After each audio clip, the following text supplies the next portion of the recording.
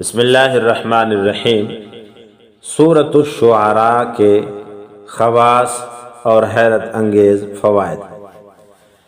محترم سامعین، اگر کوئی لڑکا یا نوکر گھر سے بھاگنے کا عادی ہو تو سورہ شعراء کو باوضو لکھ کر موم جامع کر کے لڑکے یا نوکر کی گردن میں باندھ دے، اللہ تعالیٰ کے حکم سے بھاگنے سے رک جائے گا اور گھر میں اس کا دل لگنے لگے گا۔